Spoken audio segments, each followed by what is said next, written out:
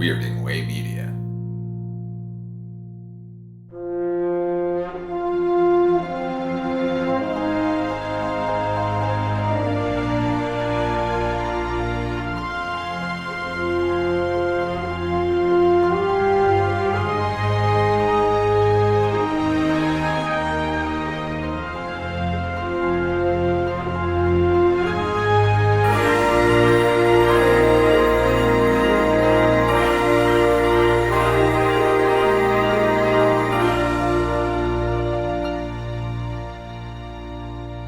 Hello and welcome to the Filmumentaries Podcast. I'm Jamie Benning, filmmaker, author, lifelong fan of sci-fi and fantasy movies and behind-the-scenes stories. And this is the show where I talk to those artists and technicians who helped create the films I grew up loving and probably we grew up loving. Today my guest is Alec Gillis, creature effects designer and filmmaker and founder of Studio Gillis, as well as ADI, Amalgamated Dynamics Inc, with Tom Woodruff back in the day. Alec began his career working under the legendary Stan Winston before going on to co-found Creature Effects at ADI with Tom Woodruff Jr. Together, they helped create some of the most memorable practical effects in modern cinema, and across a career spanning more than 4 decades, Alec has worked on films including Aliens, Predator, Alien³, Tremors, Death Becomes Her, Starship Troopers, and many more, helping shape the modern era of practical effects to this day.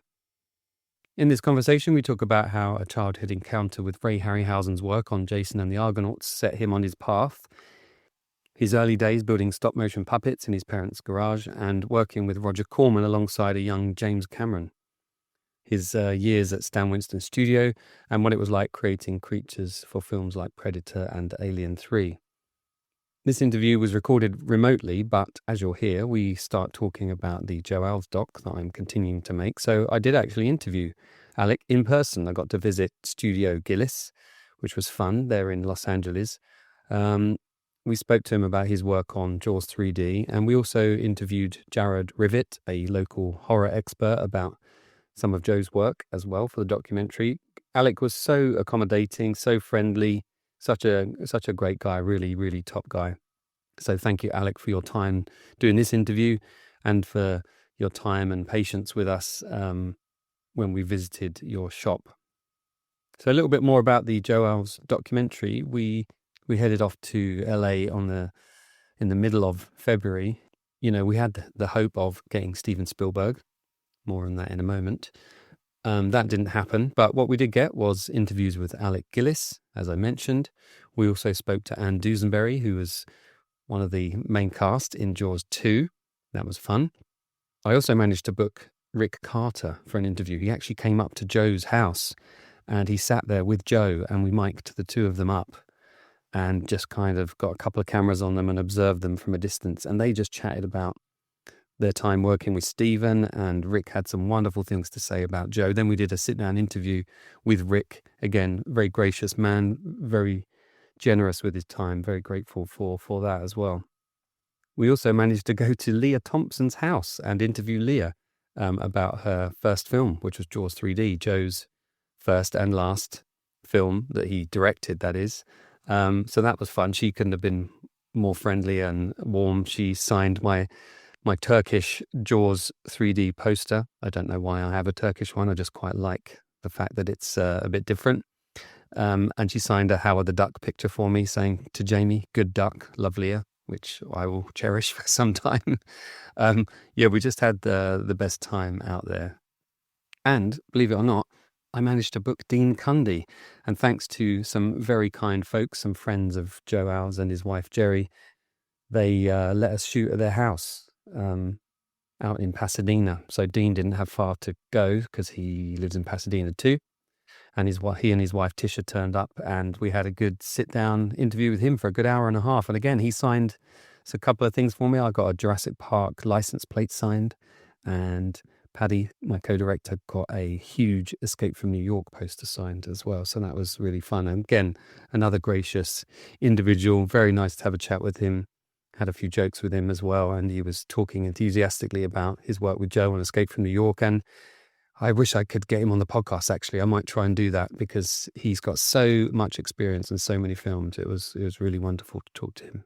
We also went and shot some B-roll at Willow Springs Racetrack. That's where Joe started his short racing career, and he has a wonderful story about taking a Hollywood legend up there to have a race in his car. And we also went to Sepulveda Dam, which is where Joe picked for Escape from New York. Obviously, it's been used in a bunch of other films, Buckaroo Banzai, I think it was in a Knight Rider episode. But it was very cool to be there. So we had this amazing 5-6 days, just purely adrenaline fueled. Wake up, get breakfast, write questions for the interview coming, drive to the location, do the interview, come back, shoot some B-roll, transfer the footage, have some dinner, collapse in bed, and repeat. And then I came straight from that to a day and a half later working on the Australian Grand Prix for Formula One. So working on Australian time, but here in the UK remotely. So I was already kind of on an 8-hour time wonk, and then another 11 hours difference for Australia. So I have to say I was pretty exhausted, hence the reason I didn't get the last couple of episodes out, because I then went straight from that the following weekend after, seeing my family for a bit, then working on the Chinese Grand Prix in the middle of the night. So it's a pretty crazy month, this month of March, because I'm working on 3 Grand Prix, a Formula E. I've got a couple of days work at home as well.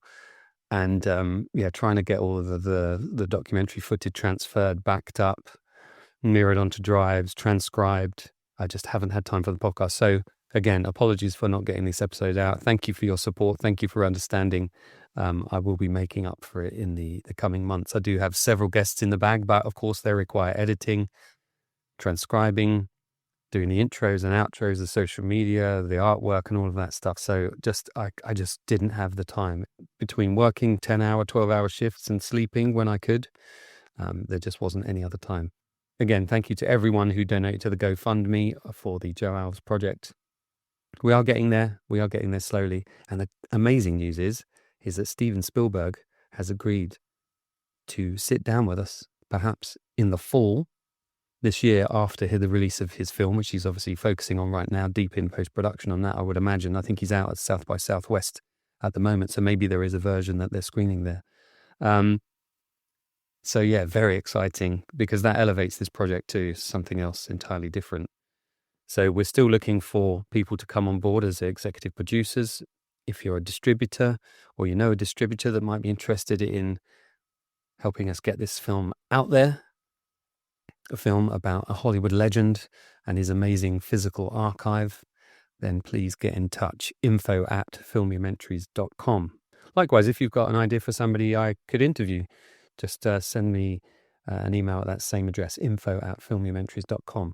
Right, I'm going to stop jabbering on now, but I'll be talking to you again after the interview. But here's my interview with legendary creature effects artist Alec Gillis. And I'll be back, as I said, at the end for a little bit more jabbering on.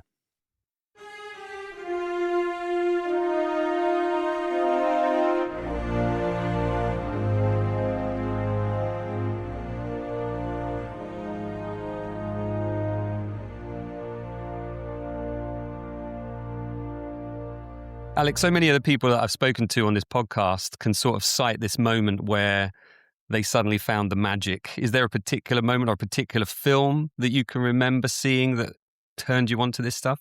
Yeah, it probably hit me in a couple of blasts. One of my earliest memories was my father waking me up. I think I was about 5 years old, and he said, "Come out here, you got to see this." And it was the network premiere of Jason and the Argonauts on our little TV. Right. And it was right at the moment when the guy is scattering the teeth of the Hydra and the skeletons come up. Yeah. And that was really like, that just boggled my mind. I was like hooked. And my dad knew something about the techniques, and he was explaining to me that they're only this big. And then the next big blast was 4 years later, I suppose, when the original Planet of the Apes came out. Mm. And my brother and my mother would just drop us off at the matinee show, and we would watch it 3 times that day, hide under the seats and just keep watching it, and she'd come pick us up hours later, but, it's really that movie is so ingrained in me. So I got basically, that's my career, right? Like, creature-y stuff and makeup-y stuff, between those 2 films. I didn't do stop motion, I wanted to initially, but I changed tack. So what age would that have been? You mentioned 2 points there, but were you like at that sweet spot where that they say, like, if you're 8 to 12, you find that thing that you Yeah. love. If you end up doing it, you've got the dream life kind of thing? Yes. So there was, 5, I got the bug and knew I loved, fantastical movies, and then by 9, I was smitten with it all, but it was then actually at about age 11 or 12 that I saw an interview with Ray Harryhausen in Castle of Frankenstein magazine. Oh, yeah. Yeah. I'm, paging through the magazine at the newsstand, and I'm seeing most of my favorite creatures, and then I go, "Oh, there's a guy who does this," and that in my mind said, "I wanna be that guy." So that was sort of so there were 3 moments. Those were the catalyst. It's funny, Yeah, isn't it? People talk about Ray Harryhausen movies. They forget about the directors of these movies. I mean, I who know. did Jason the Argonauts? Was it Don Chaffee? Chaffee? CHFFE? You Yeah, know, I think it was. you It's funny, like, you just have Ray Harryhausen sort of emblazoned on your well, brain. and Yeah. and that makes him one of a kind, I think. He was an Yeah. auteur without being a director, you know? He'd do his 5-panel sketches, beautiful drawings. He'd go in with the idea. Him and Charles Schneer would pitch it, get the green light, and then they hire a director. They interview directors, hire them, and, but it's Ray's movie, and Mm, I think that is so fascinating to me and so outside the system and the normal way of doing things that he's sort of, to me, I did get to meet him, mm. in the '90s, and I spent some time. Tom Woodruff, when we were working on Alien 3, Tom just picked up the phone book and started looking for Ray Harryhausen because we were in London, right? And he's like, "How many people are named Harryhausen?" There's got and there it was, he was in the phone book. So Tom called him and said, "Yes, we're working on a film," because now we had some clout, some stature, and Ray invited us over, so we got to go over and see his menagerie and his Wow. cupboard, meet his wife Diana, and one of my fondest memories was, when he wanted to show us a videotape of some animators that were completing some of his puppet, films, Mm. and this one was a Tortoise and the Hare thing. I should know who these guys are because they did a great job, but he said, "I think you'll be impressed," and he was trying to get his VCR to work. He was trying to get his video player to work, and he couldn't quite, and he's like, "Where is the remote control? I can't," and I was like, it was so endearing, and I just thought, "This is awesome." I I don't have to worry about not, because sometimes I don't think of myself as super tech savvy, like, Mm. compared to a lot of people. I don't need to be that, Mm. to do this stuff. But he told us, in that visit that, really he never felt like an insider in the movie, in the studio system. He always felt outside, and there was a moment where he was pounding on the arm of his chair, complaining about studio execs, saying, "They don't know their asses from a hole in the ground." And, I thought, "Ooh, there's the firebrand, right? That's the guy that, I think Ray Bradbury, wrote about in that little novella, where Harryhausen is a character in that, and, That's right. Yeah. so Yeah. he was an independent filmmaker. I think he Mm. he doesn't quite get, his deserved, acclaim for that, but Mm. It's one thing, though, to sort of say, there's this guy that does this and you found it in a magazine, but then to say to yourself, I could be that guy. I mean, where were you brought up? Where were you growing up at this time? Were you near the Hollywood system? Like, I didn't feel like I was near the Hollywood system, but I did grow up in the shadow of the Matterhorn at Disneyland. mm, I could see the fireworks from my bedroom window. So I spent a lot of time at Disneyland, and I think, I didn't really realize it, until some time later that, being again, it was a wonderful time when your mom would drop you off at the gates of, Disneyland, the happiest place on earth. You'd run in with a single book of tickets, which you'd burn through in an hour, and there's really no lines, at that time, and then you would just run around the park for another 10 hours until it closed, and Yeah. so, I was looking at animatronics and just getting right back on the Pirates of the Caribbean, with for as many tickets as I had, or the Haunted Mansion, and really because those things they were immersive experiences. They felt like you were in a movie, and those animatronics were performing for you, and it was really very fascinating to me. So I do kinda credit Disneyland for a fair amount of my interest in the fantastical and robotics and all that. Mm-mm. And there's something about the couple of things you described there, I think, for me that, being dropped off at Disneyland or being dropped off at the movie theater, they're both sort of experiences of discovery as well, aren't they? I don't think kids of my kids' generation kind of have had that. I mean, I had it in my time, definitely just going out on my BMX bike further Yeah, than I should have gone and in the yeah, woods and building camps and stuff. But I think, you're that little bit older than me where we did just kind of drop kids off and say, you're on your own. And we were sort of left to discover these things. And it's so much more enriching, I think, to have yeah. that, to discover those things. Isn't that funny? That's an interesting way of putting it because getting out and going somewhere, going further than you should physically, Mm. geographically, is exhilarating and Yeah. thrilling, and then pulling back and, like, going a little further next time or whatever. Whereas today, they're going way further in terms of the dangers of the cyberspace, Yeah. but in the safety of their home, so there's an Mm. illusion that they're safe. Yes. Yeah. Uh, in reality, they're being exposed to more dangers. Yeah. Yeah. I think you're right. As you were describing that, they are going further and further. I can sort of remember that feeling, like I shouldn't be here. I'm a little bit beyond the border of where I should be. Wrong side of the tracks, kind of thing. But Yeah. when did you you mentioned about stop motion not happening for you? What happened there then? Was it a hobby for a while?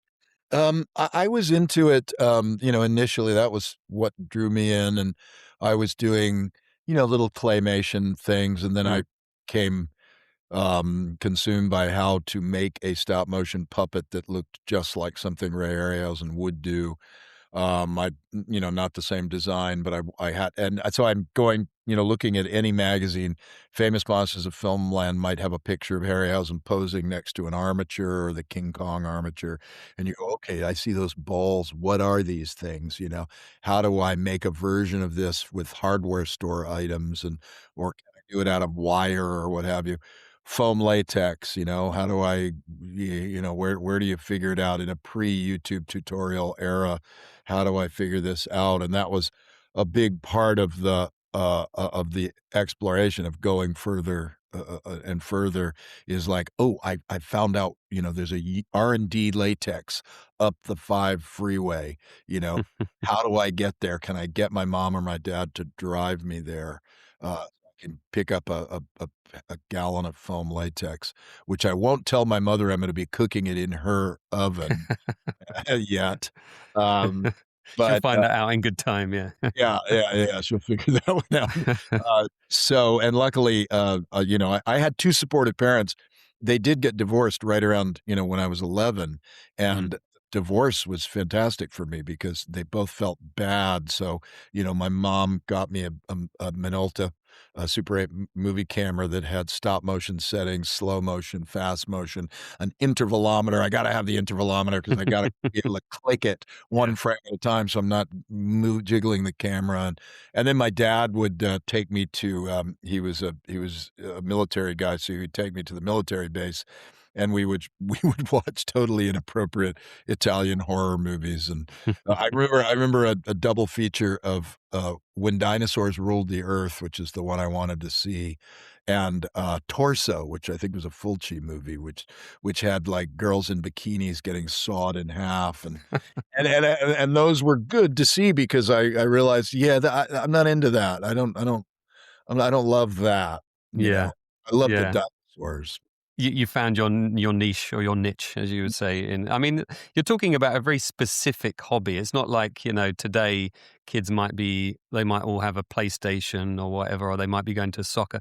This hobby at this time for you was a matter of finding this very occasional magazine or like a Dick Smith makeup kit or something Mhm. for Yeah. Christmas.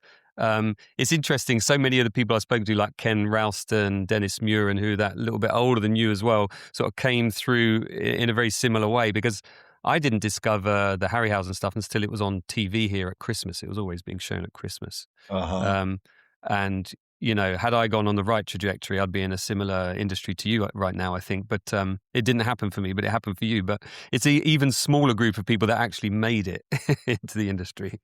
Well, that was the sort of those barriers to entry of, Mm.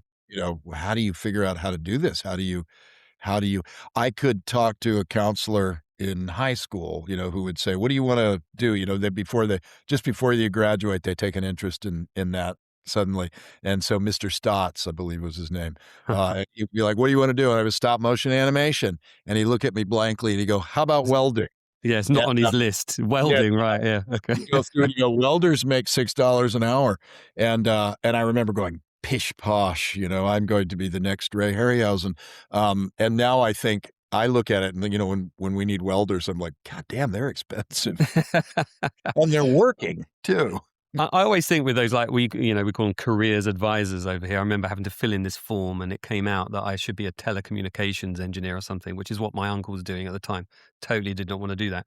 But I think Mm, it should be almost like jury service. Like you get a letter through the post one day, and it says you got to go to a school and talk to kids about careers, because the people who are in the job of careers advisor, well, yeah. who are they to advise you on a career? They haven't Oh, got one. this is where my snarky, Yeah. self-satisfied self was, and that's part of what, like, doing this hobby that nobody I knew was doing it, and it was so hard to find information that it made you feel special. It made you feel like, and when you're a teenager, you revel in, having no one understand you, or like, I'm not even gonna talk to people about this when they ask me. I don't want to, because they just won't get it, and then that gives you a very special feeling. Yeah. But yeah, I did go in, and I'm thinking, "Mr. Stotts, you're a history teacher who, has been thrust into the position of guidance counselor, because it's that time of year, so please don't feign interest in you'll see someday when you see my name on the movie screen, you'll understand." But they were all well-intended, and now I realize I was being kind of a dick. Yeah, but you need that kind of dickish focus to to end up.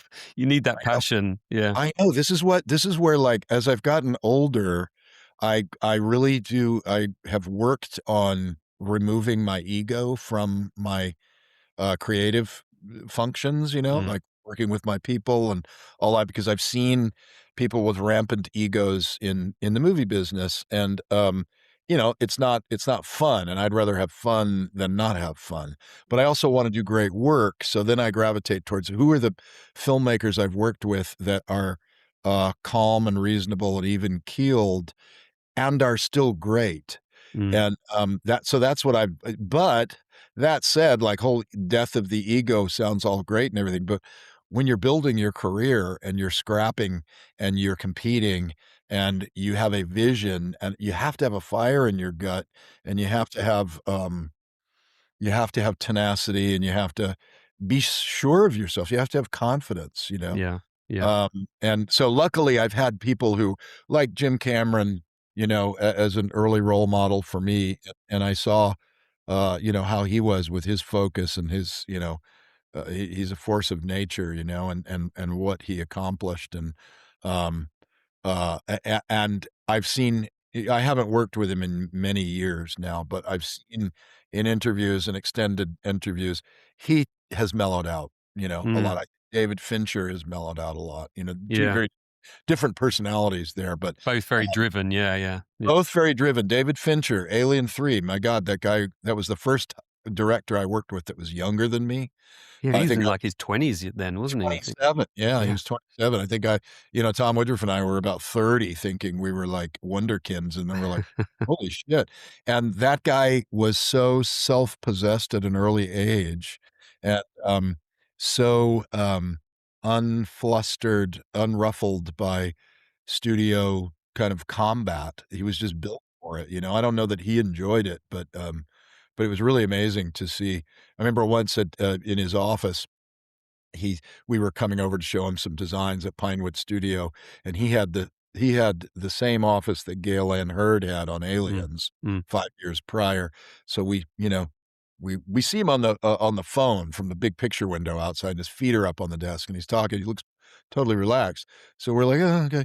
And Barbara, his office manager says, "Yeah, go ahead. He's expecting you." And we kinda tap lightly, and he's finishing a conversation. He goes, "Well, I don't fucking care. Put me on a plane and send me the fuck home." And he hangs up, and we go, "Wow, who is that?" He says, "Ah, the studio head, the head of Wow. Fox." And we're like, Wow.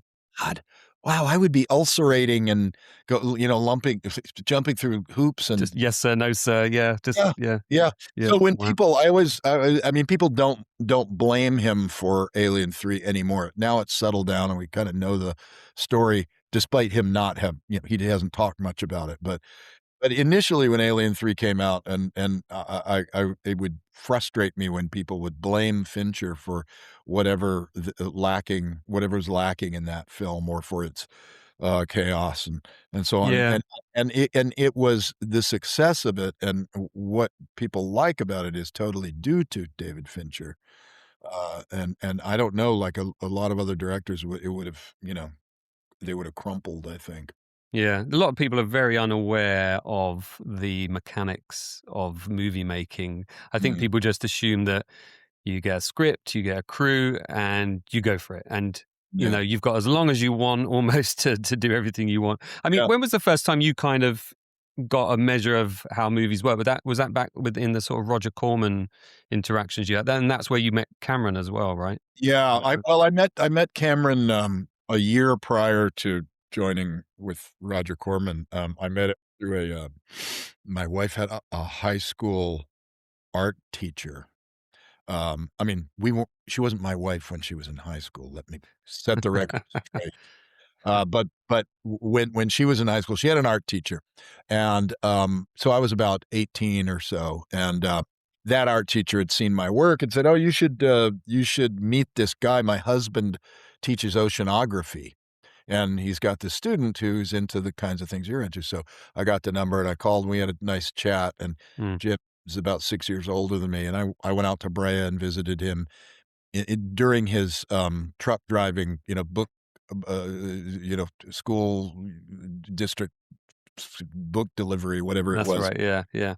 I think that big brown truck was parked in front of his house a fair amount, and he had like a little 2 or 3 bedroom house out in Brea, California, and he was just chock full of giant. He had a 7-foot spaceship model that he was building because he was, like, just on the road. First guy I ever met, he said, "Yeah, I got a script, and I just thought I'd just start making the movie," you know? And, he was shooting it, he was shooting at 16 millimeter. He had done the short Xenogenesis at that point, Yeah. uh, that I think you could see a really low res copy, online somewhere on YouTube maybe, but I went out to a movie theater where his buddy was a projectionist, and after midnight, when the crowd had left, they ran this, Mm, and I thought, "Holy crap." No, that was a 35 millimeter film, sorry, it was no 16 millimeter. mm. It was 35. I was doing stop motion in Super 8, so I'm like, "This guy Yeah. is fully, The big fully deal. formed." Yeah. Yeah, and then when I got the call through, another a friend of my sister's who was working for Corman. He had seen my mother's garage where I was, turn it into my workshop, and he said, "I can get you an interview at Roger Corman's because 'cause we're working on a movie called Battle Beyond the Stars," and I was like, Yeah. "Shit, I don't have a proper portfolio. I don't even know, like, ugh." So I said, "Can I bring a friend?" Because I thought, "Well, Cameron will make me look good." Right? So you can see my lack of confidence compared to Jim's. complete confidence. Yeah. And we, went to, I think they were in Tarzana. We went up the freeway and interviewed with Chuck Comiskey and the Skotak brothers, Robert and Mm. Dennis, tabletop miniature geniuses. And we looked around and it was like, wow, this is a real movie. This feels like, you know, we've arrived, right? But it was a good 6 months before they called us back and hired us.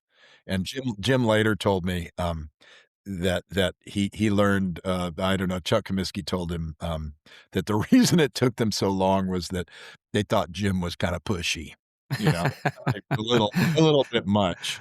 That's Um, probably the most understated description of James Cameron ever. yeah.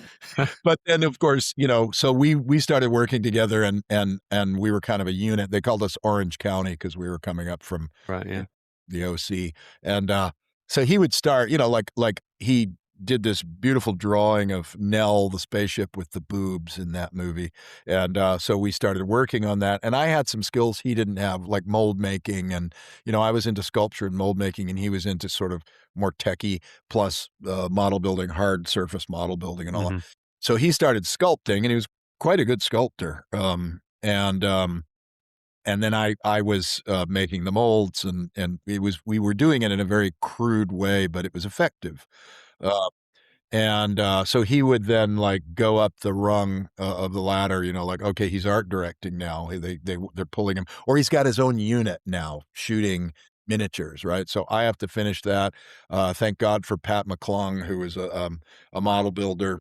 I interviewed Pat for this very podcast. Yeah, Yeah, good yeah, guy. Yeah. great guy, and he was Pat was a mentor to me, and a little more low key than maybe some other folks around, and very easy to learn from. He showed me about airbrushing and all that kind of stuff. It was really great. It was a great experience, and then I joined Cameron in his effects unit, and we were doing motion control. So in that time, I got to build miniatures. I got to, camera load, do bipack matting with double magazines.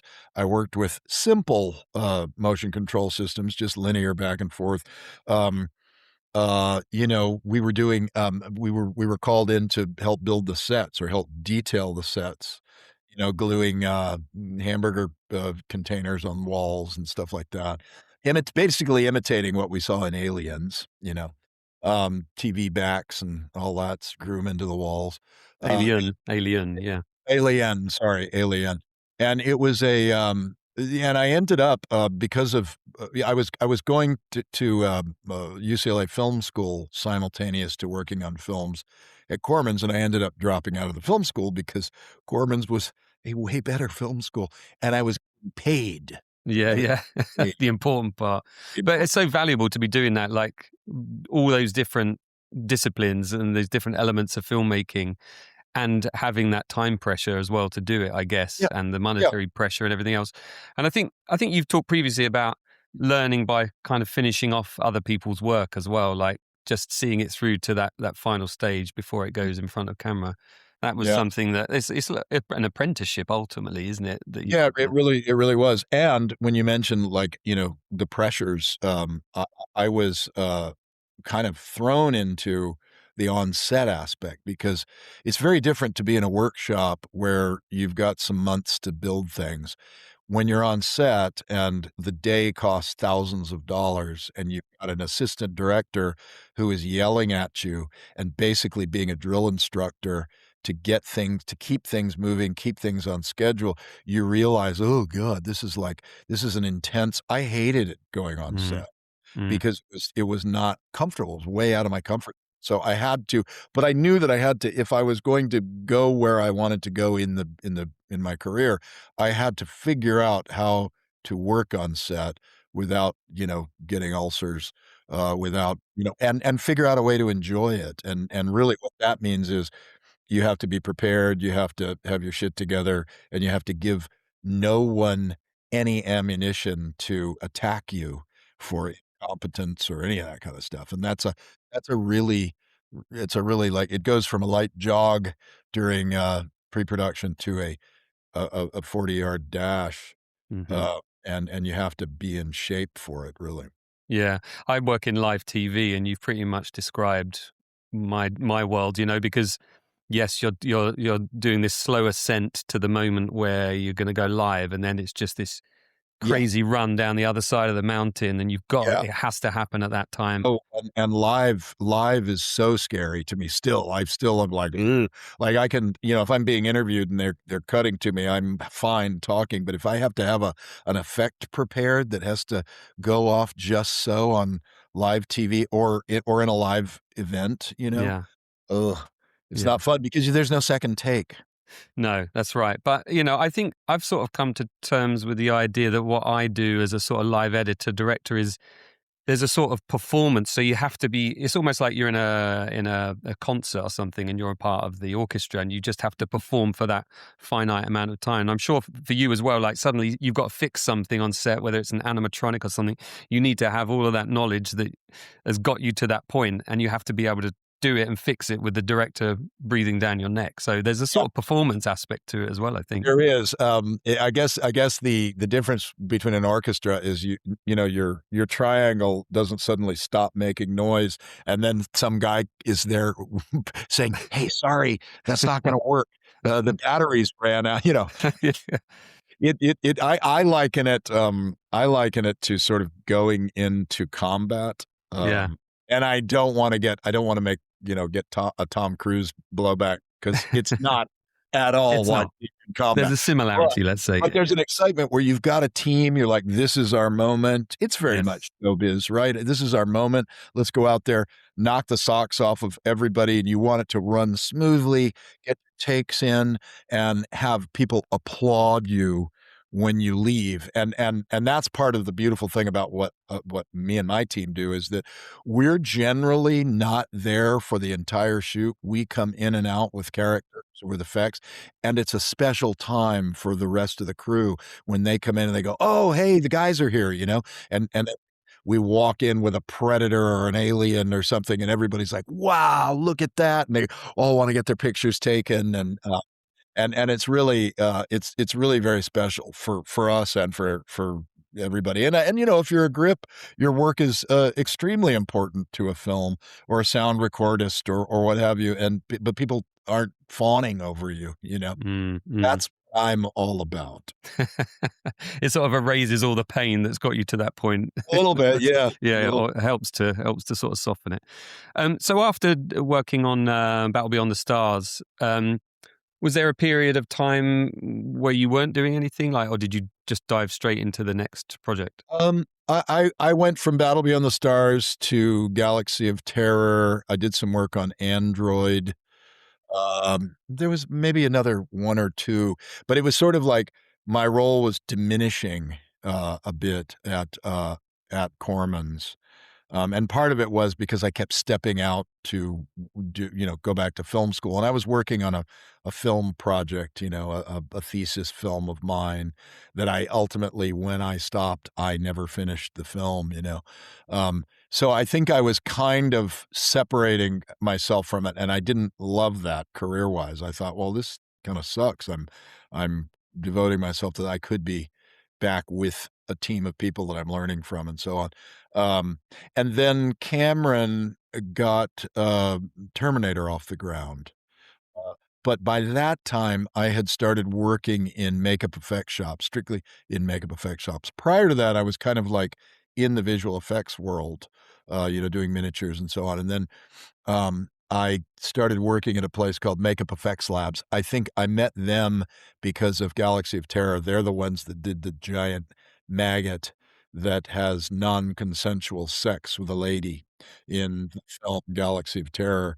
Uh, and I got to know them a little bit, Alan Apone over there. So, I went over, I got a job working for them on projects, and I saw how that business model works. And by this point, had forgotten about stop motion animation. Although Cameron had said to me that he wanted me to do the stop motion on Terminator, and I remember thinking, you really need to go to someone who does the hell out of this, not someone who wants to do it. Thank you. But Cameron's very loyal. Uh, and then he met Stan Winston. He referred me to Stan Winston to be part of Stan's team.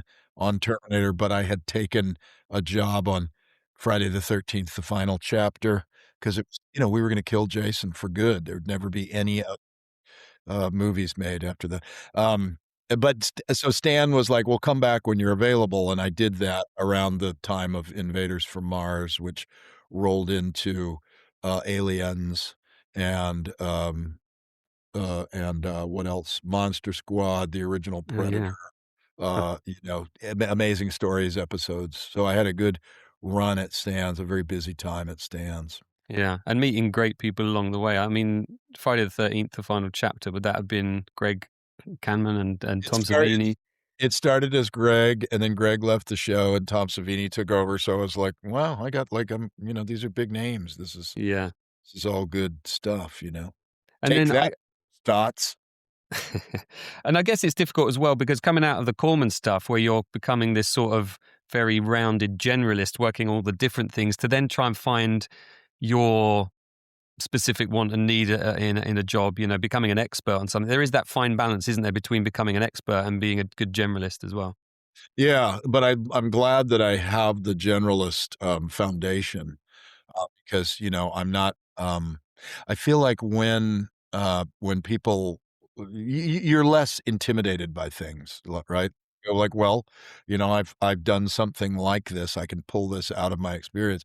And this is where I love to give people from my crew opportunities to take things on set because it gives them a much now you gotta use this thing, right? You gotta break out the baling wire, you gotta do all the low-tech, non-glamorous things to get that image on screen, and you're no longer in the perfect ideal building scenario of constructing things and so forth. And if you've done the generalism before, um becoming what would you call it? An expert or your narrower focus, uh, then you can always reach back into your, lowbrow bag of tricks and get yourself out of messes. Yeah, you sort of, because you've been in those other roles, you know how your job, your specific job that you end up in impacts other people's, don't you? And I always encourage people in my side of the TV industry to just come and sit with me and see what my job is about. And then you'll know why you can and can't ask for certain things. And Yeah, it just yeah, gives people a more rounded overview, doesn't it? For sure. yeah, For sure. it does. Um, did you then working with Tom Savini, was that, I mean, how much older was he than you? Um, is Tom about, He'd been in the industry a little bit longer than you though, right? yeah, oh, yeah, he's Yeah. maybe at least a decade older. Yeah, right. And so did he sort of take you under his wing to a certain extent? Not exactly. There was a funny scenario there where, we were Greg Canham's crew. Greg had assembled, Right, okay, yeah. and then Greg left, and we are like, "Wait, Tom Savini's coming in now?" And of course, much respect because he worked on the first Friday the 13th, but he hadn't worked in Hollywood before, so it was kind of that was the new thing here. Tom Savini is coming out to work in Hollywood, and we didn't know what to expect, we didn't know if he was, a diva or, or if he would, like, just cast aside everything that we had done, so there was a little bit of that petty, crew kind of mentality of, like, "He better not do this, I hope he doesn't," and then he came in and he was just such a fun guy and not interested at all in derailing anything that we had started on. He wanted to, he was really thrilled to have a team like that. I mean, in that our team was myself, Kevin Yeager, who went on to great things in makeup and animatronics, Jill Rockow, who is, a lifelong, makeup application artist, Jim Cagle, who was my sculpting mentor and inspired me greatly in sculpture, John Vulich, who's passed away now, but went on to become a very successful, I think he got into digital work and was doing really great stuff there.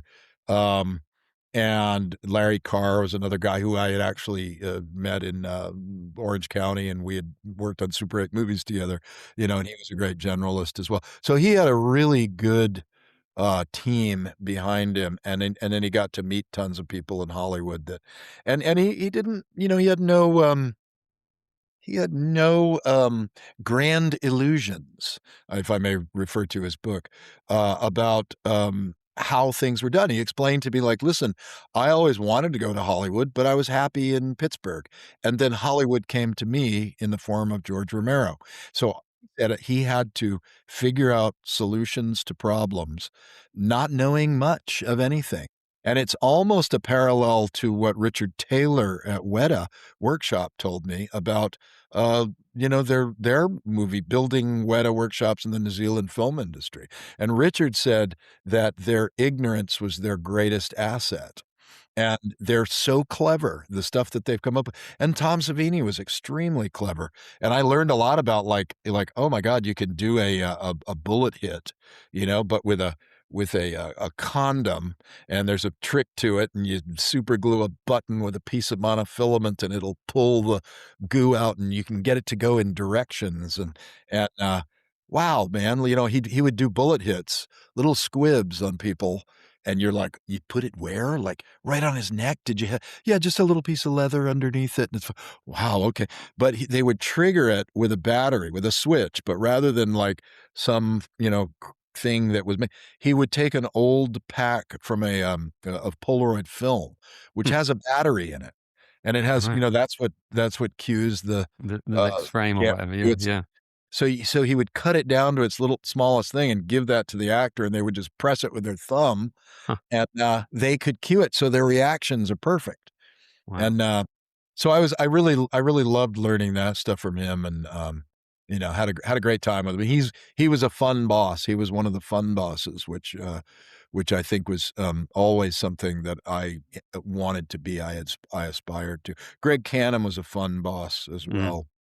And of course, Stan was the king of all fun bosses, in Yeah. my opinion. It sounds like there's so much fun in that sort of experimentation and invention, and that sort of acceptance that it might fail the first time or whatever, but you're learning as you do it, right? So failure is part of your world. Yeah, you can't have success without failure. Mm. You can't. And I'm always scratching my head when people are so afraid of failure. They're afraid to look bad, or they're afraid that, some idea is dumb and it's gonna be judged, and I'm like, "It's only movies, right?" We have to deliver something contractually because, yes, I will get sued if I don't deliver the thing and it works in the way that I have promised and contracted for. But until that point, what's the wiggle room? Do we have room to like experiment a little bit and try some things? And I kind of, by this time I know when I have to pull the plug on experimentation and just go like this is meat and potatoes time now. Let's just do the very best version of this that we can within the parameters that we now have. And we know it's gonna be great, because we're talented, we're experienced, and let's have fun with it. I don't love the philosophy of, like, you must shed blood in order for it to be of value, that as a designer or a shop owner, I must squeeze these employees' blood out of them, and I have worked with people like that. And I just think it's counterproductive, and that is more ego-based. I think that appeals to someone's feeling of, control and, kind of, you know, power. It makes them feel like an authority or what have you. And, I just, I have thrived more in the situations where people are permissive and give you permission to explore a little bit. But you are responsible for coming in on time and on budget and all that still. Yeah, of That's course. But I think beautiful. I think we have kind of glorified near burnout, haven't we? Like, I'm working so hard. You say to people, like, how are you busy? Oh yeah, I'm really busy. I haven't stopped. And it's as if it's a sort of boastful thing. But Yeah. I've always thought if I was in a position of authority, that I would want a team that comes in fresh the next day. I've done jobs recently that have been like 19-hour days. You can't Yeah. sustain that. And You you're building up to the big day of live transmission and you're all burnt out. Yeah. So then when it comes time to execute, you have Yeah. no gas in the tank. Stan Winston told me that. Yeah, Stan right. Stan was probably well, he was definitely my biggest influence in terms of less about technique. I call him my mentor, and that's true, but it was less about teaching me technique, sculpture or mold making or tricks of the trade or what have you, some of that, but much more about the people aspect of it. Stan used to say, he used to work with clay, now people are his clay, which I thought was, when I heard it, I thought that was sort of a self-aggrandizement. And what, people are clay? How dehumanizing. But what he meant was that he's working he prefers to work with the human aspect of it because he mastered the technical aspect of it. And that's what he would say to us. He would say, like, if we have to work overtime and I have to pay you guys extra time and a half, double time, what have you, then I have failed in organizing this project. So he was confident that we'd be able to get the job done without the overtime. We would, of course, go into overtime, but that's where, being organized and not just, chaotic, and it helps the artist because, artists want to like be given a focus, right? Here's your task.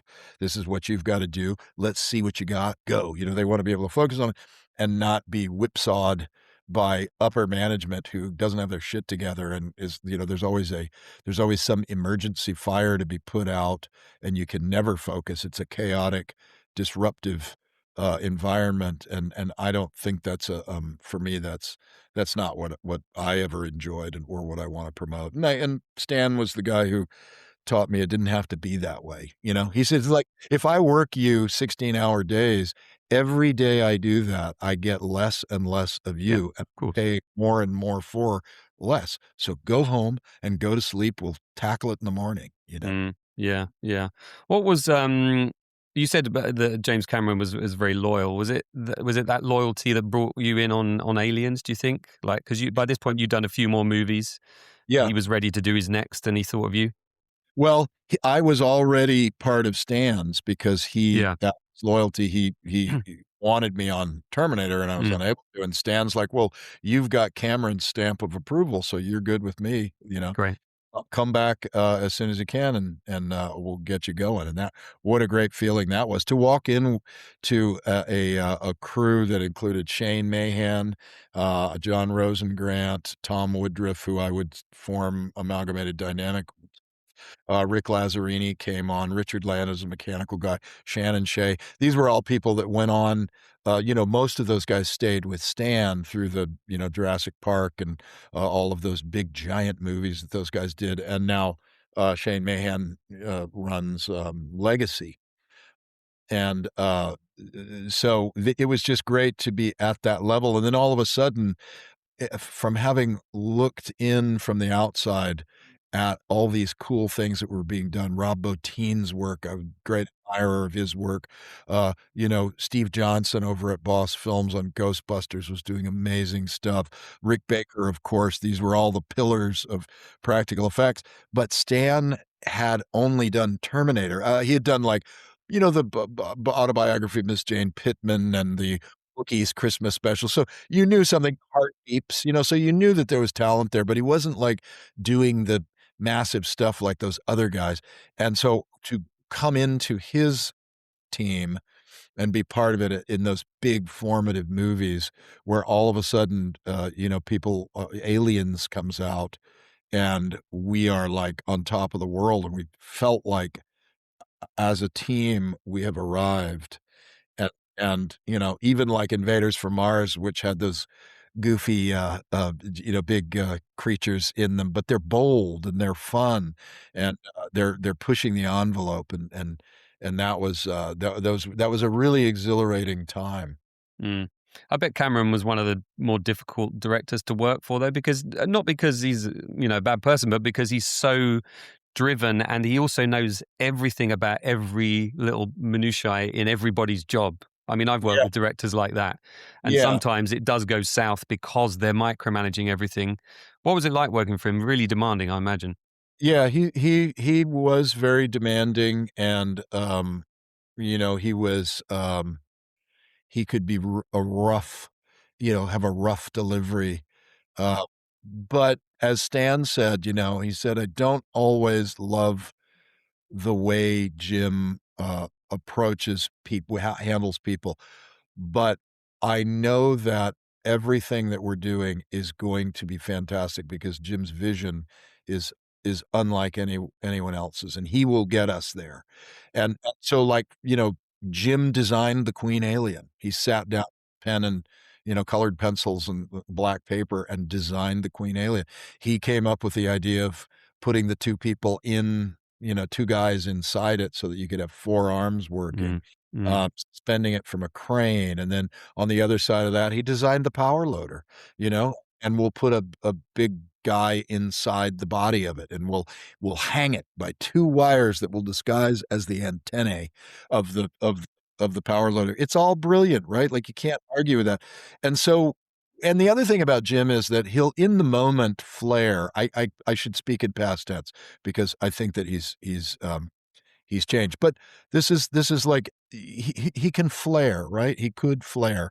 Um, but you always know that, there's a million battles he's fighting, with with the studio, things you're unaware of, and all you have to do is strip it down and not take it personally. It's never personal. I feel that way working with Paul Verhoeven, right? Mm. Paul Verhoeven is another super passionate, meticulous, brilliant man With rough who delivery as well, yeah. yeah, who won't who and by the way, you have not lived until you've had Paul Verhoeven 1 inch away from your nose, looking in your eyes, grilling you, about whether or not the puppet is going to perform to his expectations.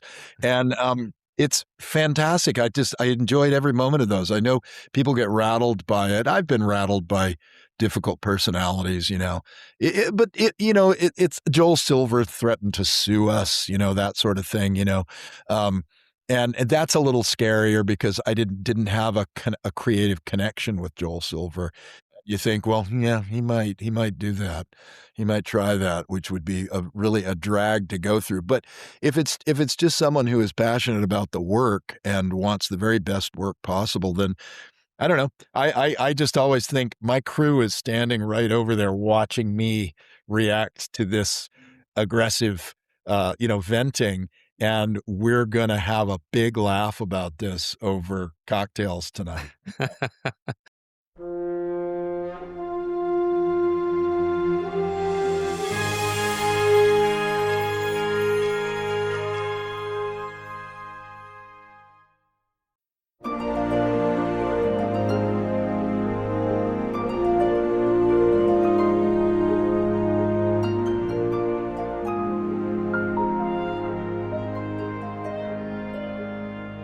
I guess as well, for those, couple of directors you mentioned, Cameron and Verhoeven, the actual film for them, what ends up on screen is such a massive compromise compared to the vision in their head. They must be constantly frustrated by the realities that are involved in trying to get that thing on screen. Yeah, yeah, depending on your imagination and how invested you are, like, generally, Cameron writes the scripts, at least, and I know he's got writers now with the Avatar movies, but he's very deeply passionate and committed to his vision and his words and his, worldview and all that stuff. So, yeah, you can see that. But Cameron also told me, as a bit of advice, he said, if you shoot high, aim high, and if you get 70% of what you're going for, you're winning. Mm, And I thought, well, that's a very practical, mitigating kind of way to look at it. It's more about degrees of success rather than, 1% off and you're a failure. Everything mm, sucks. mm, And I think that's an artistic mindset that I discourage in my places. Like, it's a success is a sliding scale, you mm. know, and we can always make something out of it. Yeah. The only way it's a failure is if you just don't deliver, if you quit, if you don't deliver, if you walk away from it. Mm. But Yeah. No, it's a good way to think about it. So you're only with Stan for a couple of years, right? 2.5 years, and it felt like 10. There were Yeah. so many projects that were coming in and a lot of short schedules. That's another thing is that Stan, we would beg Stan to get us longer schedules. So probably the story that I've told about the original Predator is that, when, Joel Silver came to Stan to basically save the picture by, rebuilding the creature, redesigning and recreating the creature. And, we begged Stan not to take the job because we only had 8 weeks to do it. And, this was like, it's like too much. We're going to destroy all of the goodwill that we have created on Aliens, Mm. and it's gonna look like that, like Aliens was the exception, and this is what we're capable of. And Stan said, "Sorry, guys, you don't get to tell me what we're doing and what we're not doing. We're doing this." And, Arnold had come to him to say, "You gotta save this, you gotta," and that, I think, really appealed. That call to action really appealed to Stan, and, and I thought, it was like, "Oh god, how are we gonna do this?" And then we did it, and that was a great learning experience for me, to sort of embrace challenges and not be fearful. I mean, within reason, but, Yeah. And if it great didn't. for Stan's studio to sort of be known, have a reputation of being able to do that, being as a fixer almost, coming in and saving a movie. Did you see that original suit like in person? No, I never saw it in person. I've seen the same things that everybody has seen, which are the documentaries and stuff. I do have issue with some of the way that was presented. Mm. Um, I can see where they would see that it was impractical and so on, but the kind of, when people on the production side say, and then there we were shooting in Mexico, and we opened the crate and we said, "That's what it looks like." And I'm thinking, well, even in 1987, you could get you never saw a drawing, no one showed you. No, we would mail videotapes to Stan wherever he was to show him tests, and he would watch it. It would take, 2 weeks for him, to see it, but he would see it. So this idea that production had no idea that it was a big surprise and it was a total fail. I think that maybe what happened was, being, in on the creature side of it, I'm always gonna defend the creature builders, right? They may have said like, "Ooh, wouldn't it be cool if this thing had stilt legs," for instance, and it could, well, that's not very practical. If you think about it beyond just a workshop cement floor and you think about a jungle, you're not gonna be able to do much with that, right? And this was where Stan had a benefit in his 8 weeks of design and build. They came to him, they said, "Here's the things that didn't work," the guy can't see very well. Yeah. He doesn't have his feet under him, and so Stan's like, "Great, he's gonna be flat-footed. We're gonna use contact lenses." There was a moment where Stan was designing a much more prominent forward, face, lion-like face that would have had to have had mechanical eyes, and he looked at the sculpture and realized, "Oh, shit. No, no, no. We gotta change this." And so he had Matt Rose, who was sculpting the head, sort of unceremoniously take a wire and cut the face off, and take this much clay out and mash that face back in there. And that's, to me, why when I see uh, I don't want to offend any Predator lovers because I love the Predator too. I've worked on so many Predator movies. It's a great character, and all hail Stan Winston and Kevin Peter Hall and Steve Wang and Matt Rose, blah, blah, blah. There, I'm done.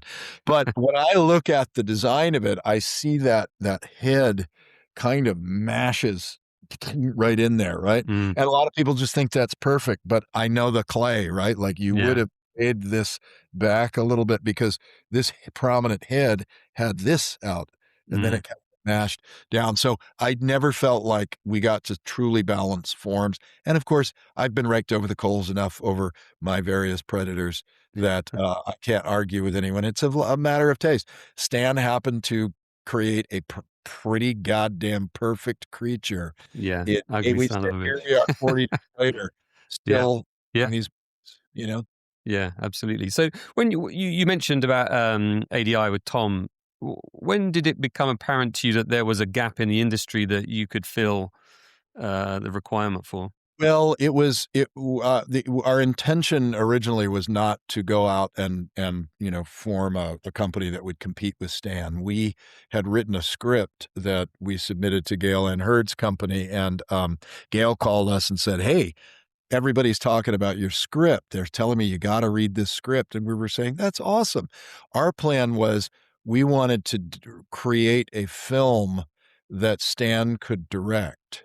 But this was an anthology film, so there could be like, we wanted to direct also. So like Stan can, whatever you want. You take the lion's share, Stan. We'll give us 2 little episodes, 2 stories within this, and we'll do the creature, and it'll be a Stan Winston production. And that just didn't track with Stan. It wasn't part of his, it wasn't really on his radar. And that's when I realized, okay. He said, I really need you guys out there, making monsters. And I thought, okay, that's the latex ceiling. I'm not going to get, I will not be if I stay with Stan, I will not be able to advance my career beyond what is worthwhile, what has value to him. And even though that had provided me with a livelihood and tons of opportunities, which I was grateful for and still am, I thought, okay, I think I have to step aside. I didn't really come here to be a lifer, and and there were other things I wanted to explore and do and so on. So I left, and with Stan's blessing, it was a great exchange that we had. And then 2 weeks later, Tom left, and we thought we were going to be working on this movie that Gail Hurd was going to produce. And, naive, we were naive. And the writer's strike happened, and Gail said, I can't be talking to non-union writers, and we're not pursuing this. And we were like, head, but we placed too many eggs in that basket anyway. It was very naive of us. It was a good lesson. And then we looked at each other and said, well, what do we do? Do we go back to Stan's? Ooh, that doesn't sound, I don't. So we just decided to form a company, and we kind of, we did, George Romero had a TV show called, what was that called? Monsters, maybe? I can't remember exactly, but we did a couple of those little episodes. Just me and Tom, working out of Rick Lazarini's workshop and subleasing. And then finally Tremors came along, which was a Gail Hurd, connect to the guys, Ron Underwood and Steve Wilson, Brent Maddock. And then we got that gig and used those funds to, we sublet space from K&B, our friends Howard and Howard Berger, Greg Nicotero, and Robert Kurtzman, and hired them to sculpt and all that kind of stuff. And so we were kind of vagabonds for a bit, but then we did secure a workspace of our own, finish that job. I was talking to Greg, via email just today, actually. He's been involved in one of my projects that I'm working on. I'll delete that bit out. I'll tell you about that later. Oh, cool. Yeah, cool. So I'm aware that we're already done an hour here. You right for another 15, 20, or you got? Sure am. I'm having a blast. Sorry if I can compress my answers too. No, it's great. This is going to be a double episode already. I can feel it, which is a good thing. Okay. So Tremors, you said, kind of like this sort of saved you in a way, that you had this big gig. Was there? Am I right in thinking that you had a kind of several months after that where there was nothing around? Oh, after Tremors? Yeah. Yes. Several is close. 7 is more like 7. 7 months where we were like, what did we do? Did we piss people off? What's going on? What do you put that down to? The cyclical nature of things. Stan had given us good advice. He said, like, don't, stay the course, because if you're talking to people or if things seem it's that deals are coming together. There's a lot that has to happen before someone reaches out to you, and the people that do reach out to you and you have an opportunity, they may not be greenlit, so it's not like, it's not a normal job, and it's not really, I always say it's not for the faint of heart, because it's freelance, and you never, especially if you're carrying overhead. I'm carrying overhead right now, and it's been very, very slow for a very long time, which is why this is going to be a double episode, because that's why I have plenty of time to develop. And then Alien³ came along. Was that the next? Yeah. So Alien³ came along. They had approached Stan about doing the the creature effects for it, and he told them he would do the creature effects, but he wanted to direct the film, and they already had Vincent Ward on the job, and Mm. Stan, true to his word, said, "Well, then, I'm not really in a position I'm not gonna do it." Mm. And, Mike Joyce over at, Fox said, "Well, these guys, did Tremors, and that was pretty good, and maybe they worked on Aliens," and so they came to us. It was a very nice, seamless, sort of, segue. We said, did you we said, Do you think we're still with Stan?" Or and they said, "No, no, no, we know you're your own company." I said, "Okay, great. And you went to Beautiful. Stan, right?" "Yes, we did." "Okay." You know? Um, so that came along, and then Vincent Ward, left that show, and, David Fincher came on, and we got on great with David, right off the bat. We did also with Vincent, but he had a different vision for it, I believe. Um, and that was a very exciting project, and we packed up and moved to London again 5 years after Aliens, Mm. and back to Pinewood Studios, and it was really, fantastic, and, got to work with oh my god, the crew we had on that. We had Stephen Norrington, who would go on to direct Death Machine and Blade and League of Extraordinary Gentlemen. We have, um, uh, uh, Dave Elsey, who has won an Oscar or 2. I don't know, Mark Coulier, also Mm. another Oscar winner. Dave Anderson on the American side, has won a couple of Oscars. Gino Acevedo, who did all the beautiful I know Gino. complex paint Yeah. jobs, and then went to Weta and contributed Yep. massively He's there. still out there, isn't he? I think. Yeah. Yeah, Last time I spoke to him, anyway. Yeah. yes, So, he is. so did you enjoy your time in London? Loved it. I'm a total Anglophile, and I loved everything about it, and, I got a really bad chest infection there because, I'm a Southern California boy, and I'm a hothouse flower. So, occasionally it will flare up, and I'll cough up, and I go, "There's my London phlegm, my phlegm from London." Yeah. Yeah. I'm I have even the same fond of trouble. the phlegm. Yeah. I didn't know that Alien 3 was disliked by people. When I saw it, I think I saw it in the cinema first. I used to go like twice a week and see like double features and things. Um, and then I had it on VHS. And then it wasn't until the internet came around that I was like, oh, people don't Yeah, like this movie. I yeah, always thought it was, what I liked about it was that it was different enough from the other movies, and it had taken a different tack, and it yeah. definitely had like a real sort of energy about it. I liked it. I've always liked that movie. Yeah. Yeah, I have too. I think, in the UK, I've found that people liked it more. The Americans were hoping for a bigger, badder asser sequel to Aliens. They wanted the war movie again. Mm, mm, And, we had some concerns when we, read the script, that it was sort of, trying to go backwards. One person, no guns, what? Um and a single alien is what I mean. mm. But it was very daring. Fincher was a fantastic daring I really have appreciated their choices of directors. Jean-Pierre Jeunet is an interesting choice to direct an alien film. And I thought they at a studio level, it always impressed me that they'd take some chances on who's directing these movies. But my favorite is the first film, and so, uh, you just never know.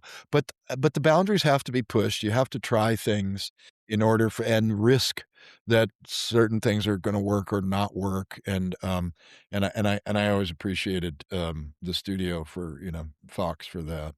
Yeah, I think if they'd have just repeated the same or made it bigger, then people would have moaned about that as well. It's like, Return of the Jedi. People say, well, it's just like the first movie. This is another Death Star and all of that.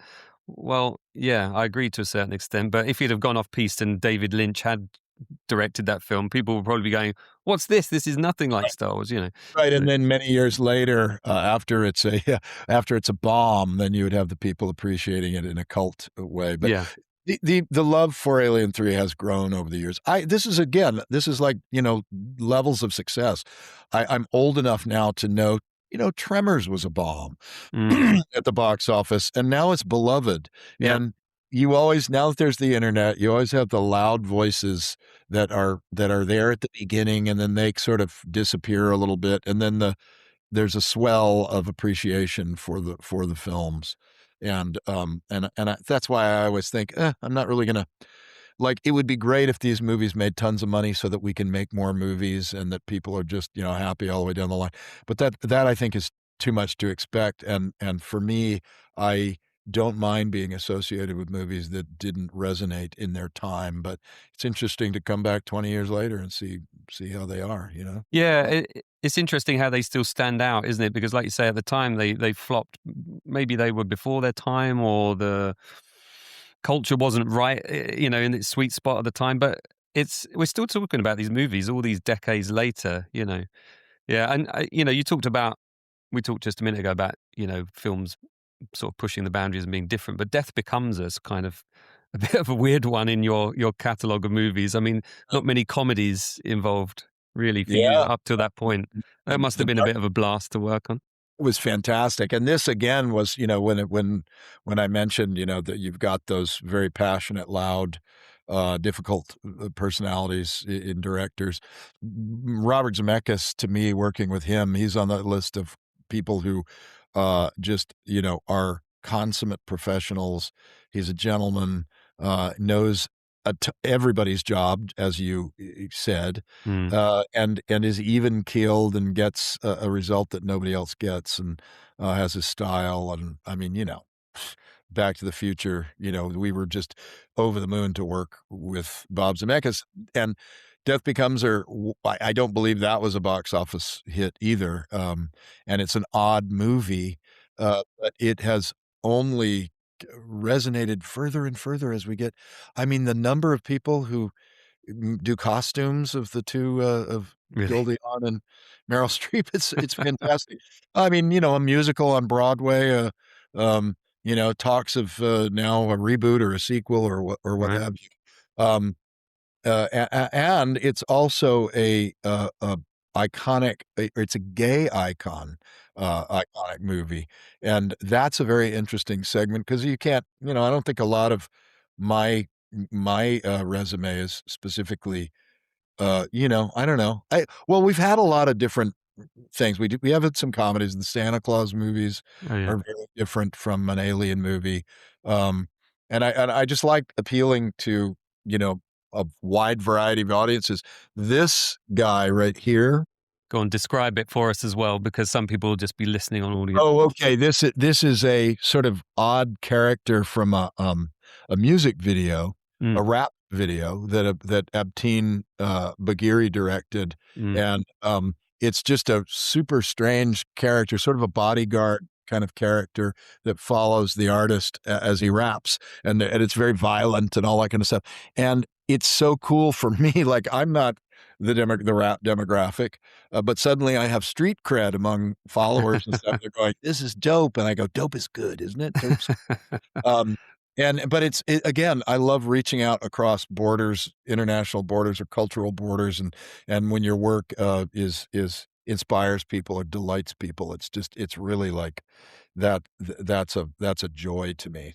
Yeah, it's amazing, like through your career, just how that kind of culture of appreciation has grown in, the conventions and the cosplay. And, we now have people directing TV shows and movies that are the people that are inspired by your work as well now. Yeah, It's yeah. that sort of third, fourth generation almost. Well, like Dan Trachtenberg on Mm. Badlands, Predator Prey and Predator Badlands. Prey, right there, Prey.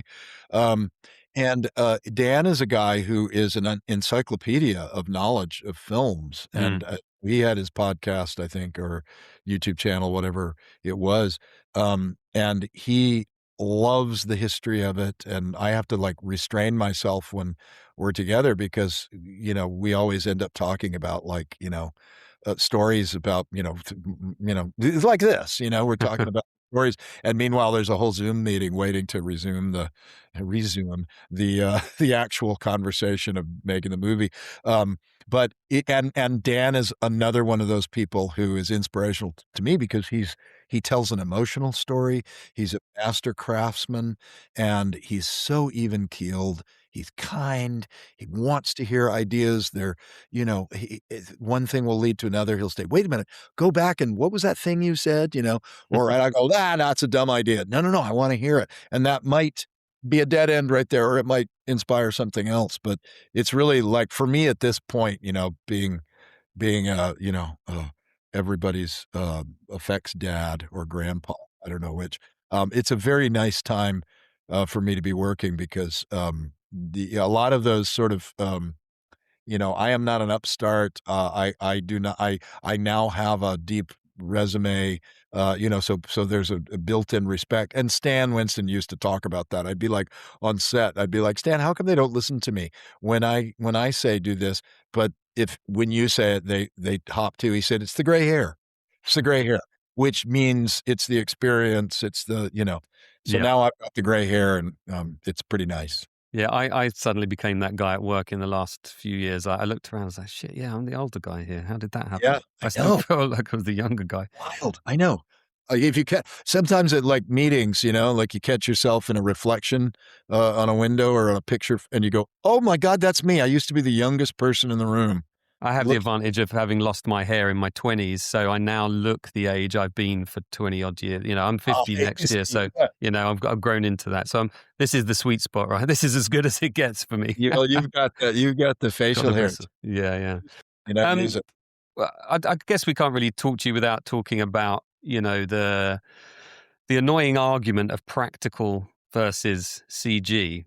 And of course, it isn't a binary thing, and they are tools. But I sort of see your work as something that, whilst in the 90s, you're pumping out these movies and these TV shows practically, and then we had the sort of switch to CG after Jurassic Park. I see your craft as becoming more and more of a kind of a niche thing again, like as an artisan thing. People come to you because there's this sort of history of expertise that you have, and that your craft does a very specific job. I think people there has become a bit of a thing, hasn't there, in marketing and the press? It's like, oh, there's no CG in this film. No, it's Top Gun. Of course, they've replaced 90% of everything outside the window, or it's the F1 movie and they've done pretty much the same. But equally, having those practical elements in there, I still think, particularly when it's a character-driven thing, as opposed to a set extension or a vehicle or something like that, I still think, I've probably got more of a discerning eye than the average audience, being somebody who's been into this stuff for many years, but I still think it's very necessary to have that practical thing on set, not just for the viewer, for the performers, for the lighting, all of those things. Where do you sit on that? Yeah, I think people. I think I got around 2015. When we did a movie called. Well, sorry, in 2011 we did a movie called The Thing. 2011, and a lot of our work was replaced. Yes.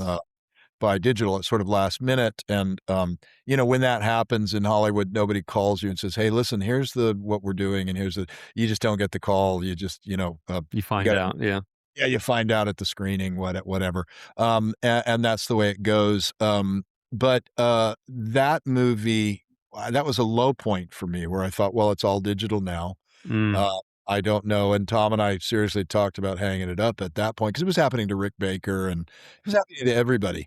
That must have been a real gut punch, though, to have done the work, not even to, like, you haven't even, isn't the tender stage here where you're sort of saying, oh, we're going to do it this way or that way. You've done the work. Yeah, no, it's not a good feeling when you're an artist and a craftsperson and you have spent a lot of studios' money and put something on film, and then the only thing that you can think of is it wasn't good enough, right? For someone. And I don't believe that it came from the director. I don't believe that the director made that, because he was very much into the retaining the feel of the Carpenter film, but what we did once the movie came and went, and people were asking, they were, I was reading online, right? Like, oh, ADI must have screwed up and blah, blah, blah. So we put out a video and it got millions of views, and you could read the comments that were heartbroken that work was not in the film. And that's when I realized, oh, people are people are still appreciative of this. It's at the studio level that they don't appreciate it. Right. Well, what do we do about that, right? And how do we stay in business? How do we ply our craft if the gatekeepers don't want to spend the money on it, you know? Mm. Because we were finding directors were very interested in having the real stuff in their film, but it was a sort of a business model. And some of the studio execs that we talked to said, "Well, we just don't wanna pay for it twice. Right.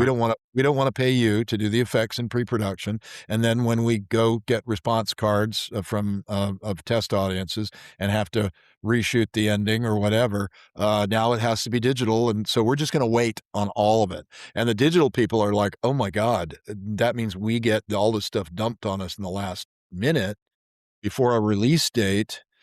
So it wasn't working for anybody. So now I think what's happened is that the studios, as you mentioned, the studios realize that it's important to the audiences. Enough general audience is now saying, "Hey, that looks phony. This sucks." They're listening to the internet, which they didn't used to do. Point where they go like, "Oh, and it's a good promotional tool to be able to claim that it's practical." And, some of the studios have gotten in trouble for faking things to look practical when Yeah, they yeah, yeah. um, but so for me, that was a long-winded way of sort of getting here. For me, I've always been a proponent of a mixed bag, Mm. and even going back, we worked on Wolf in the early '90s for Mike Nichols, Mm. another spectacularly kind person, director, and we were working with Sony, Imageworks, Sony Digital, and we were like, if we were to put Jack Nicholson in a makeup and you put the tracking markers on, could you stretch his face out? Could you give a face that is just not an effect of it stretching, but could you just change it, drop his forehead back to, and they were like, ooh, not yet. We can't do that yet. So we've always been looking for ways to integrate the practical and the digital. And now that has come about, and it's a really great time for both arts. And I think both align now. Like I just had this a presentation at the Visual Effects Society with Michael Ralla, who did the Sinners. Um, and he did so much work based on, Mike Fontaine's beautiful makeups, on that, where he made it bubble but to him, it was all about retaining the practical elements, scanning things, And shooting augmenting. Yeah. shooting and augmenting, but not destroying to the point where, Mike Fontaine looks at it and says, "I can't tell what I did and what digital's doing." Mm. And I think that's a really nice place to be because the practical work anchors it in reality to your eye and to your brain, and after that, you stop questioning, "How's this done? You're not knocked out of the movie because it looks either like a stiff piece of rubber, nor does it look like a non-existent cartoon that's floating in space in Mm. the digital realm. Yeah. I wonder if, like, I was just thinking as you were saying about the Thing, the 2011 movie, that, they didn't want to do it twice because then you would have had to do it twice. Whereas now you can have a practical and you can augment it. There are tools that Yeah, have advanced over that, last 15 years, I guess, yeah, where you have got those options. So you can get the advantages of both worlds. You can have a practical yeah, thing on set. You can have a yeah, design fixed, and then you can tweak it later on, yeah, but yeah, not relying on post-production solving the problem necessarily, yeah. but using it to its Well, full yeah, that advantage. that has been and I think that may have been in play on The Thing where, like, in every shot, there was some specifically intentionally designed, um, uh, area that would have to be digital, right?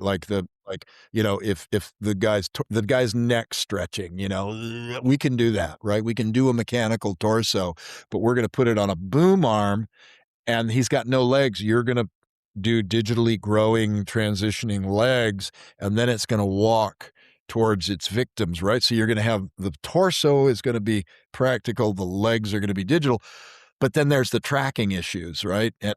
And if it's I don't know, I'm speculating, but Mm. I know these are the sorts of conversations I've had with VFX supervisors, like, "Well, then we're just gonna get rid of everything in the shot and do it all digitally because it's much easier and more effective to put the whole thing in rather than try to track arms onto a pre-existing thing. Yeah. As you say, the times have changed, and that's a good thing. Yeah. Yeah. You were talking about the thing. You had a response to that in that you went and directed a movie. Oh, yes. Yeah, that was, yeah, so when I looked at all the comments, and we literally got millions of views, I thought, well, again, like, how do we get success? Do we walk around moping and saying this was a failure and feeling shitty? Or do we say, "Hey, look, there's a market, there's an audience out there, people who might wanna contribute." Mm, It'll be a low budget movie, of mm, course, so it's never going to be on a scale of The Thing or what have you. But maybe they would like a movie that, we say we guarantee that we will not use CGI to create the creatures. We will do digital removal of rigs, you know? I think I put an eye blink in one, at one moment on a creature, but it was a 2D effect, it wasn't 3D animation. Um, and I actually rejected some really great digital work that Steve Norrington did for me. He's a spectacular digital effects artist as well as being a director. And he showed me this and said, "Look, this is like digital tracked onto a guy's body." And I said, "I think it looks better than our practical, but I have to keep my promise. mm. So we have to use the." So there I am You rejecting. I got painted yourself into a corner there. I did. So that's where I was like, well, for this exercise, for Harbinger Down, we're saying we're not using it, but I don't know that I would really want to do that on every. It's kind of a fun challenge Mm, to be purist like that, but I shot it on digital. I did a whole bunch of digital stuff. You did digital compositing. We did, so it's not really super purity, but it was enough to say these are rubber monsters in camera, and Lance Henriksen is going to fight them, and yeah. that was the fun. How did you find the experience of directing though? Like, I mean, obviously you've done some directing in the past, but helming something is a different thing altogether. Yeah, very different, but it was a lot of fun. It was a lot of fun, and it was like I got to bring to bear all of my Roger Corman skills, and, I mean, we were doing things really, down and dirty, in a warehouse to make it look like the, the North Atlantic or what's the ocean up there? I've already forgotten all the details of. You become an expert for a while and then you just lose it Yeah, I all. don't need to remember Yeah, a lot of yeah, these. yeah. But like, scrounging around like Corman's to build the set, like where we'll go to a junkyard or we'll find bits and pieces to create an engine room, and some of that stuff's made out of cardboard. Mm. You never know it, and when here's the deck of the ship, which is like, we designed the deck of the ship after one of the old clunker beater ships from Deadliest Catch, the TV show, because I knew I could get, cheap, footage from that, of them hauling crabs just to establish the world. So, all right, then to match that, I need to have a deck of a ship that looks like that, and we did this sort of stunted version of it, and as long as you're shooting that way, and then you're shooting that way, it kinda looks like it's double the size in your mind. So all those tricks were super fun, and then it was fun to just have a bunch of enthusiastic actors and a bunch of enthusiastic effects people who are, in a sweltering, warehouse in Chatsworth, making it look like it's a frozen sea. But that's sort of filmmaking at its core, isn't it? Knowing what you need to do to achieve what you want to achieve. Like I spoke to Ken Ralston a couple of years ago, and he was talking about they're building hundreds of asteroids for The Empire Strikes Back. And he's like, looks like a potato. I'm just going to put a potato in there and comp that in because it does the job, Nobody's going to see it. Yeah, It was a bit of fun, but it's just yeah. having that mindset, isn't it, about the problem solving. And this is what I love, like, that's a great story too. This is what people love. This is like, when we're not really getting into AI, but this is one of the things I think that is missing from AI, as effective as it can be and as photoreal as it can be. It's missing the human story. It's missing the, like, who are you gonna who will you interview when the AI movie comes out, and what are they gonna talk about? Is it gonna be a couple of people talking about their prompts and, uh, it doesn't sound, where's the hardship and the, what's, they're going to be working in a cubicle, and that's it. They're not gonna be out in the middle of the desert digging trenches like we had to on Tremors, and, they're not gonna have fires on the set where you have to be evacuated and all that, you know, Yeah. life-threatening stuff. Yeah, exactly. One of my I call him a friend. We call each other friends. Is Nilo Rodis Jamiro, one of the designers on Empire and Sure. Yeah. Jedi and a bunch of other stuff. And he says, there's nothing as sort of scary and as tantalizing as that blank piece of paper or that piece of clay or whatever it is, because he says to me, like, he has to go through maybe 100 to 150 sketches before the finished sketch of Yeah. whatever he's designing, be it a speeder bike or Yeah. a character in a movie, comes out of him, and Yeah. that iterative nature of it is part of the creative process, isn't it? Yeah. I agree. I Yeah, agree. We'll yeah. see how things shake down. I I had a look at some generative AI stuff the other day. I've got so this project that I'm working on. This is where my listeners will roll their eyes because I'm always talking about it. I'm doing a documentary about Joe Alves, the production designer. Yeah, right. Been working on it for a few years now because it's just a side project that I'm sort of self-funding with my buddy who's co-directing it with me. And we've got some amazing photos of him. And there's one in particular where he's stood next to Paul Newman. And Paul Newman's in Joe's racing car, right? He let him have a go of his racing car. That is the moment that launched Newman's racing career because he just fell in love with racing this car, right? And Joe tells this great story about how he took this turn up at Willow Springs and he span and he thought, oh my God, I've killed the biggest movie star in the world. They shouldn't have been there in the beginning here because Hitchcock, they were on a Hitchcock movie and, it would have ruined both their careers, if he'd have been hurt. And he tells this great story and I've got this wonderful photo and I just put it in as a prompt, like, make it look like the guy in the car has just spun and smoke's come up and he's adjusting his goggles and Joe comes running up and asks him if he's okay. 30 seconds later, it's there. And it's terrifyingly, I mean, it's weird at a certain point. It looks uncanny, but there's a good sort of 4 seconds that just looks incredible. But I just couldn't ever bring myself to put that in the film because just a slow push in on an amazing photo is far more Mm, emotional, I think, mm, than anything that AI can do currently. But obviously, it's accelerating at such a pace at the moment. Goodness knows where it's going to be when we get to the point where we actually finish this film. But yeah, I was really sort of taken aback by how uncanny it looked and equally how photorealistic it looked. It's still yeah, somewhere in this strange space that just doesn't feel right. And morally, it doesn't feel right, yeah. because I'm taking work away from someone. I'm also Mm. using natural resources, from the Yeah, earth. the resources thing is interesting. Nobody talks about that, do they? They're building nuclear reactors in order to, power, AI, Yeah. Yeah. Uh, I mean, you were just dealing with a bit of latex and a few nasty chemicals and That's right.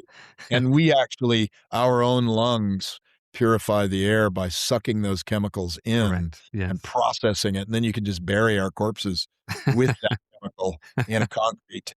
So You what know what that you know that I worked on Jaws 3D, by the well, this is way. what I was just going to ask you. Yeah. So obviously Joe is a prideful man, and he talks about shooting on Jaws and second unit on Jaws 2, and working with Carpenter and Escape from New York. Jaws 3D is a sort of area we didn't get into a great deal because I still think he may be 89. What is he, 90 this coming year? But he still has that sort of that should have been his directorial career kind of taken off, and of Right. course that was the beginning and the end of it. But what Yeah. was your experience on Jaws 3 then? Because that was one of your That was early early. movies, Yeah, that yeah. was early. That was after my Corman era, Mm, and, my, Chuck Comiskey, who had hired me at Corman's and ran the visual effects department at Corman, he was the visual effects supervisor on Jaws 3D. He brought the Skotak brothers in, mm, and so, a lot of dry for wet stuff, smoke stages, and lots of miniatures and things like that, and all that stuff was looking quite good.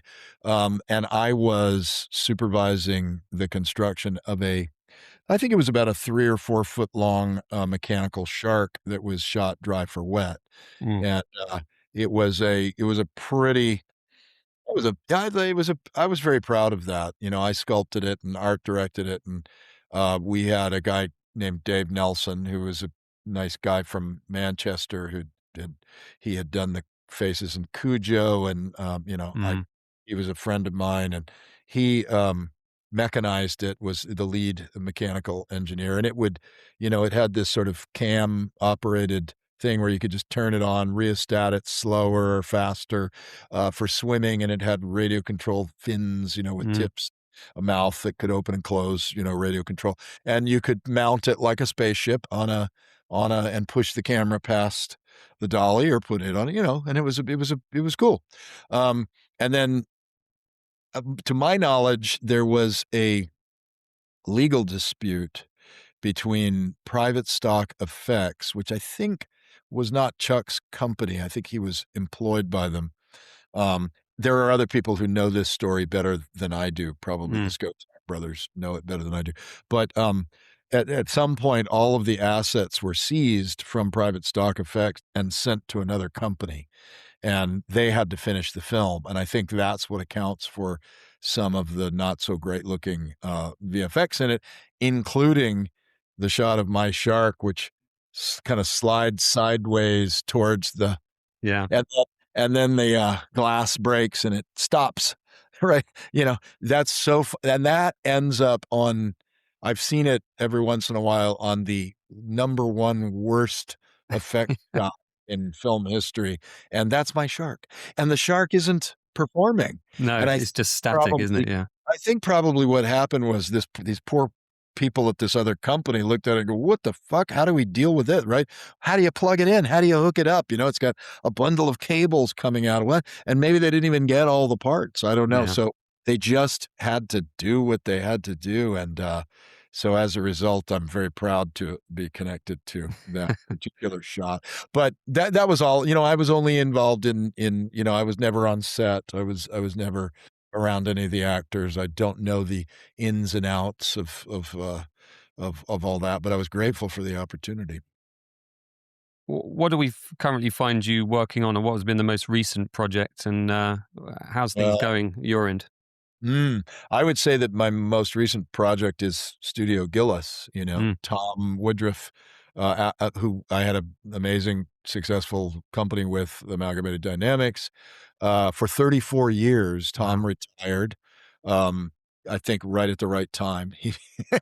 And I thought, "You know what? I'm gonna keep doing," and here I am. But, honestly, since here, look, if I'm just gonna repivot so you can see a little bit more of the room, but, we, the Studio Gillis was formed 3 years ago, Mm. and, we do all of the same, creature effects we've always done, and, we have been working on some really cool stuff, including Alien³ and Mm. Badlands design, for Badlands and, Smile 2. We Mhm. did that, for Parker Finn. And so we've been working on some really cool, interesting projects, and then also we have, our sister company is Pro Machina, which is, also our production company. We have a Mm. film that we produce that you can find on Amazon to purchase. This is Mhm. my little plug. I'm gonna put my radio plug voice on right now. It's called Wellwood. And, it's got a ton of practical effects and other effects as well, and it's kind of a, tragic, sci-fi, horror love story. It's a really interesting little film we shot in, New Orleans. Mm. But the other aspect of Pro Machina is that it's a miniature effects company. Right. Yeah, so Pro Machina did miniatures for Alien Romulus, Mhm. as well as for, the Fantastic Four, First Steps. They built the Excelsior ship. So, this is part of my dream of going back to my Corman roots of having everything under one roof, Hmm. and, having all your practical effects needs met right here.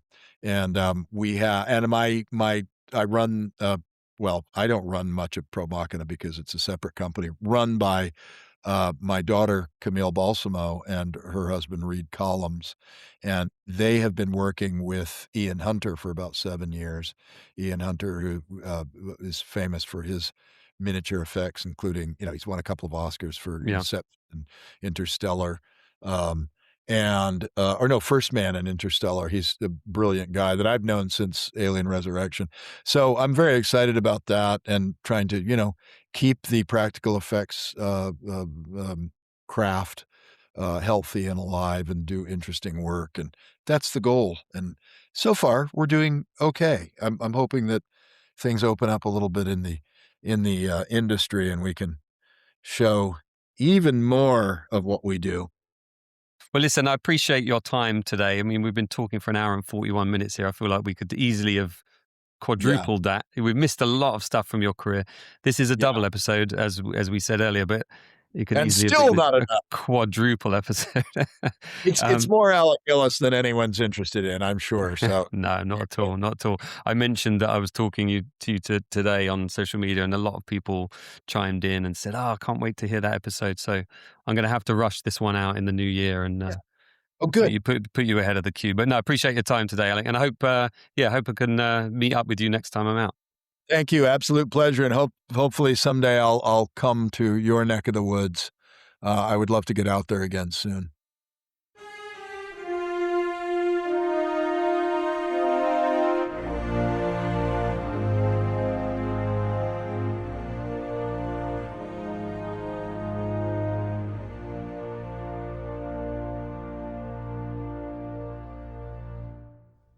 I hope you enjoyed my conversation there with Alec Gillis. As I said, what a great guy, just so welcoming, so open, so friendly, so many great stories. We had a wonderful time with him in LA, interviewing him for the Joe Alves doc, talking about his work on Jaws 3D.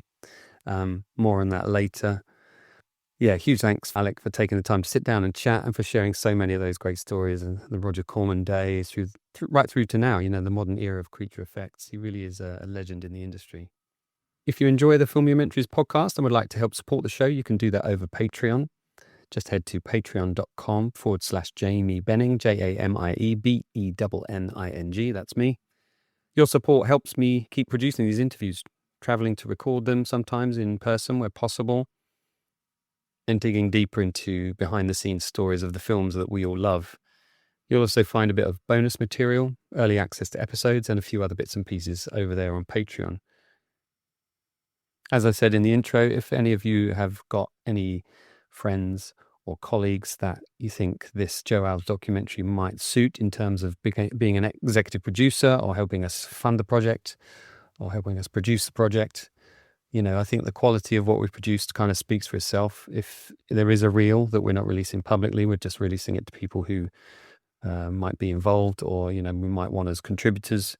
So there is that to send out if anybody wants to take a look in terms of anyone that can help us get to the next stage. And now that we've hopefully got this Spielberg interview lined up in the fall or in the autumn, as I would say, this brings the project into a different realm altogether.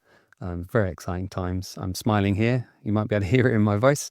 Right, it's 9:30 here. I've been up since 3 a.m. because I've just finished the Chinese Grand Prix. So I think I'm going to go back to bed, but I hope you enjoy the podcast. And there'll be another one later on in the month. I've got a few of them lined up at the moment. I'm undecided about which one I'm going to release just yet, but it might be Don B's former Lucasfilm employee.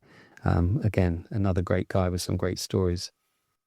If you have 5 minutes, please leave a review of the podcast. I know everybody says that and it's a bit of a drag, but my goodness me, it really does help. And I would love to get this podcast to more ears.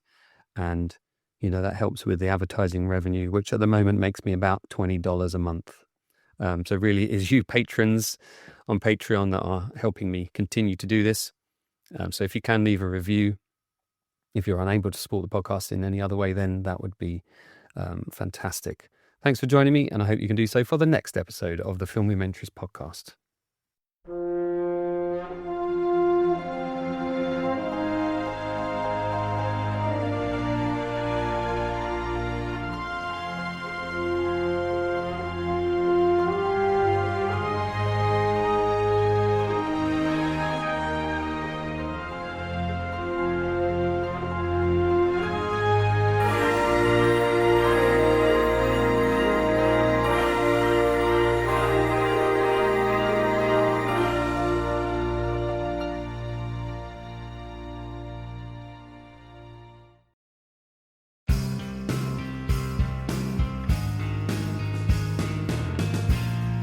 we are getting way